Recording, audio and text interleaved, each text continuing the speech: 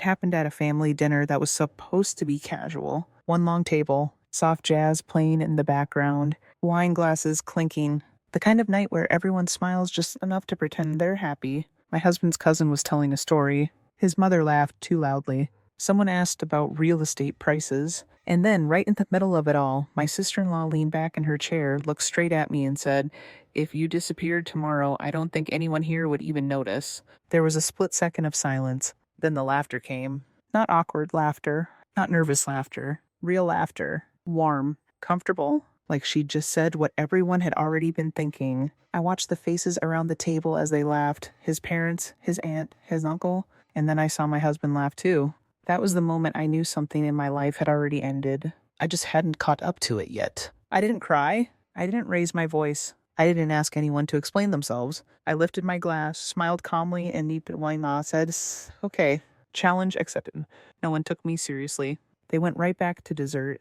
They didn't realize I meant it. My name is Lyra. I'm 35 years old, and at that point, I had been married for just under 8 years. Long enough to know the difference between being included and being tolerated. Long enough to understand when a family sees you as one of their own and when they never will. My husband, Daniel, came from a family that looked perfect from the outside. Old money energy without ever saying the words. Holiday homes, alumni connections, dinners that felt more like meetings than meals. They lived in Harrison Cove, a coastal town where last names mattered and everyone somehow knew everyone else's business. I didn't grow up like that. I was raised by a mother who worked nights and slept in the afternoons. We reused gift bags. We measured success by whether the bills were paid and there was food left in the fridge. I learned early how to make myself useful, agreeable, easy to have around. And when I married Daniel, I brought that skill with me. I laughed at jokes I didn't find funny. I dressed the way his mother preferred. I stopped correcting people when they dismissed my work as creative stuff. I told myself that belonging takes time,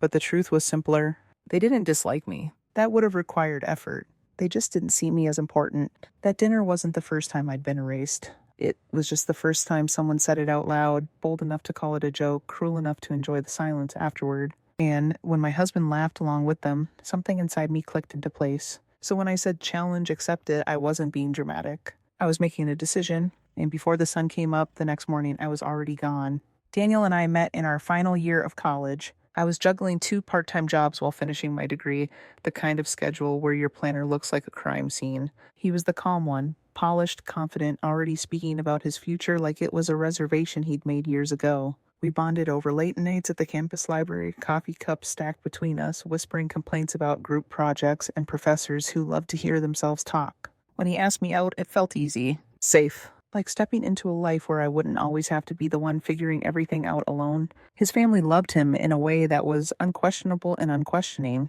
Daniel was the golden boy, not flashy, not rebellious, just wasamado. Correct. He did the right things in the right order, and when he introduced me to them, I wanted desperately to fit into that story. His parents lived just outside Brookhaven Ridge, in a house that felt more like a beautifully curated showroom than in a home. Everything matched.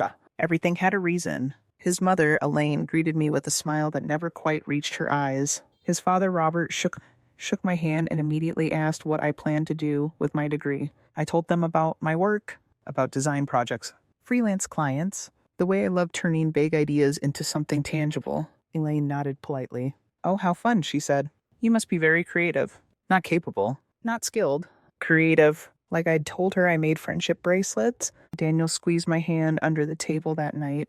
"They like you," he whispered on the drive home, and I wanted so badly to believe him that I ignored the quiet doubt settling into my chest. Over the years, that doubt grew legs. Family gatherings became performances where I played a role I never auditioned for. Elaine would ask Daniel about work, investments, promotions, then turn to me and ask if I was still keeping busy.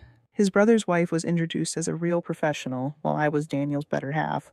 Little things. Always little things. I was talked over, interrupted, corrected in front of strangers. If I shared an opinion, it was gently dismissed or rewrote by someone with a louder voice and a better last name. And Daniel never meant to hurt me. And that was the problem. Whenever I brought it up, quietly, carefully, he brushed it off with the same phrases.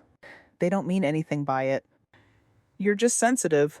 That's just how my family jokes." So I learned to absorb it.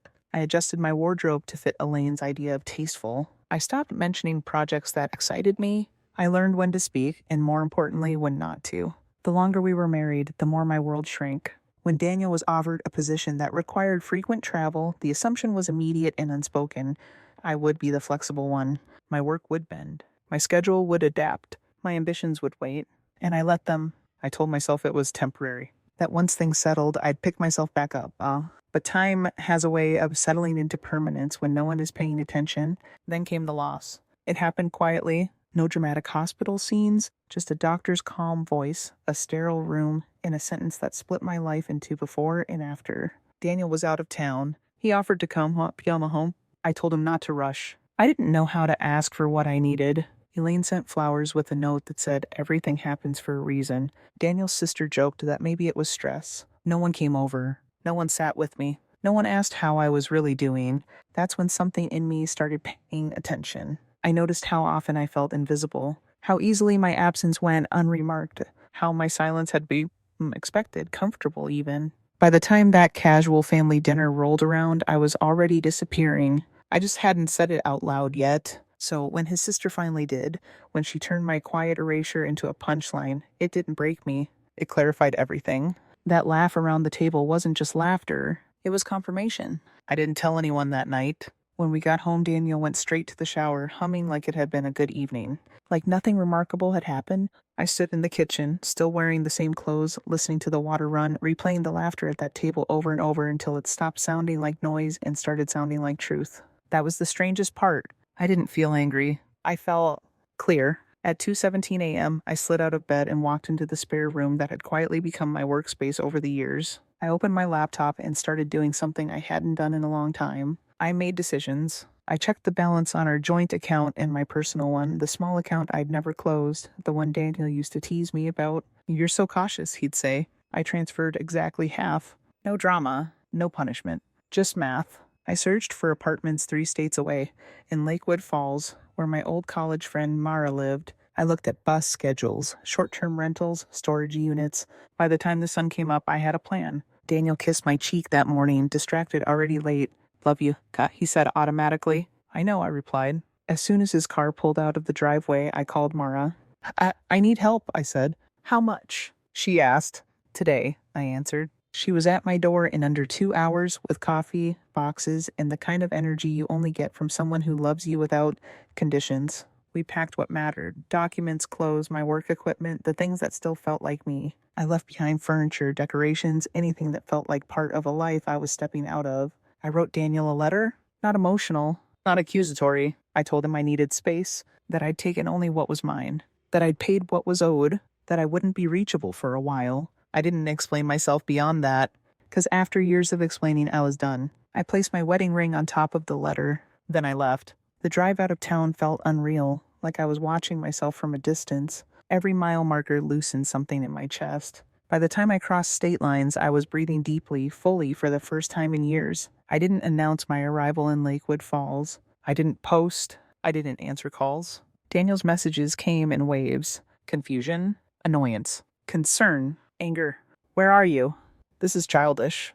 We need to talk. At least tell my mom you're okay." Not once did he mention the dinner. Not once did he ask why.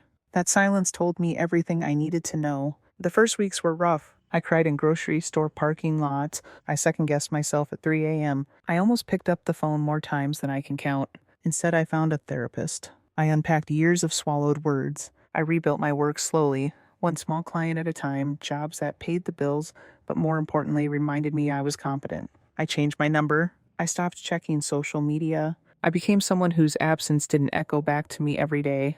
And then something unexpected happened. No one came looking. Daniel's family didn't reach out, not really. A few vague messages filtered through mutual acquaintances. Nothing direct. Nothing urgent. It stung. But it also confirmed the truth I'd been avoiding. I hadn't left a hole. I'd stepped out of a space where I'd never truly existed. And in that quiet, anonymous life I was building, I started to feel something unfamiliar. Visible. Not to them. To myself. The first time I realized I wasn't invisible anymore was painfully ordinary. I was sitting in a small coffee shop in Lakewood Falls, laptop open, headphones on, working through revisions for a local business I'd just signed. Nothing glamorous, no applause, no one looking twice at me. And yet I felt solid. Over the months, my work grew quietly. One client referred another. A short-term contract turned into a steady collaboration. I rented a desk in a shared studio space filled with people who spoke about ideas instead of appearances. No one asked who I was married to. No one softened their tone when talking to me. No one laughed when I spoke. That alone felt radical. By the time the divorce paperwork was finalized, clean, efficient, mercifully unemotional, I had built a life that no longer revolved around the absence of anyone else. Daniel didn't fight it. His lawyer sent a brief message. He's surprised but cooperative. That word, surprise, made me smile. Surprise implies you assumed something would stay the same. Almost a year after I left, I received an email that made my hand still on the keyboard. An invitation, a regional conference, creative professionals, panel discussions, networking dinners, hosted in Brookhaven Ridge, the same town I had vanished from. I stared at the screen for a long time, feeling the old tension try to wake up in my body. Then I closed my laptop, stood up, and took a breath. I didn't feel afraid. I felt ready. The night of the event, I walked into the venue alone. No husband at my side. No role to play. Just my name on a badge and my work in my portfolio. It didn't take long. I saw Elaine first, still polished, still scanning rooms the way generals assess territory. Then Robert, mid-conversation, confident as ever. And then her, Daniel's sister. She froze when she saw me. Just for half a second. But it was enough. Her eyes flicked over me, recalculating. No smirk this time. No joke queued up and waiting. I nodded politely as I passed, the way you acknowledge someone who used to matter. Later, during a panel discussion, I spoke. Not loudly, not dramatically, just clearly. I answered a question about creative ownership and boundaries in collaborative work. I talked about knowing when to walk away from spaces that profit from your silence, about choosing environments that allow growth instead of demanding compliance. The room listened. I didn't look at her while I spoke, but I felt it when she did. Afterward, people approached me. Compliments, business cards, invitations to talk more. That's when Daniel found me. He looked different. Oh, what different? Older, quieter. I didn't know you were coming, he said. I didn't know you were still surprised, I replied gently. We talked for a few minutes about work, about life, about how things had shifted in his family since I left. He didn't apologize, but he didn't laugh either. That mattered. As the evening wound down, his sister approached. No audience, no performance. I didn't think you'd actually disappear, she said.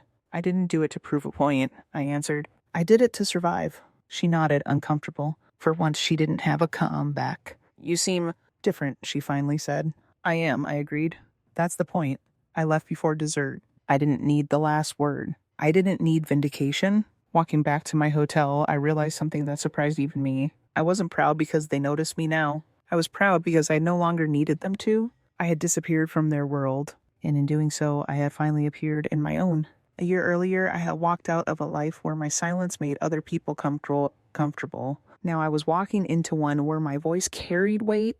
When I returned to Lakewood Falls after the conference, nothing dramatic happened. No victory parade, no sudden transformation, just the quiet continuation of a life I had chosen deliberately, piece by piece, and that was the real win. I went back to my routine. Morning walks by the water, afternoons in the studio, evenings answering emails from clients who valued my work without needing to know my history. I signed 2 new contracts within the month. One of them turned into a long-term partnership that allowed me to finally stop worrying about stability and start thinking about growth, not survival, growth. Sometimes late at night, I thought about that dinner, the laughter, the way my husband's face had folded into the room instead of turning toward me. The version of myself who had raised her glass with steady hands even though everything inside her was shaking. I felt compassion for her now. She wasn't weak. She was exhausted. And exhaustion, when ignored long enough, doesn't lead to breakdowns. It leads to decisions. People often imagine disappearing as an act of drama, packing bags, slamming doors, making statements. But my disappearance wasn't loud. It was methodical, quiet, responsible. I didn't vanish to punish anyone. I vanished because staying meant continuing to shrink. And here's the truth no one talks about enough. Sometimes you don't leave because you're unloved. You leave because you're unseen. There's a difference. Daniel eventually stopped reaching out. His family returned to their carefully balanced orbit. I wished them no harm. I simply no longer made space for them in my life. Not out of bitterness, out of clarity. I learned that the opposite of disappearing isn't being noticed. It's being present, fully present in your own life. It's waking up without bracing yourself. It's speaking without rehearsing apologies. It's choosing environments that don't require you to earn basic respect. If someone had told me a year ago that disappearing would give me everything I thought marriage was supposed to provide, safety, autonomy, self-worth, I wouldn't have believed them. But here I was, visible to the right people, valuable on my own terms, and finally at home inside myself. So if you're listening to this and wondering whether walking away makes you selfish, dramatic, or ungrateful, ask yourself a simpler question. Are you staying because you're loved? Or because you've learned how to make yourself small? Sometimes the bravest thing you can do isn't fighting to be seen. It's leaving the room where no one ever looked up. If this story resonated with you, take a moment to reflect on your own life. Maybe it stirred up old memories, or maybe it planted a question you haven't asked yourself yet. Either way, you're not alone. Stories like this exist because so many of us have lived some version of them. Thank you for staying until the end. This channel exists to tell stories that are uncomfortable, honest, and human, and there are many more coming. Until next time, take care of yourself. And don't be afraid to choose the life where you matter.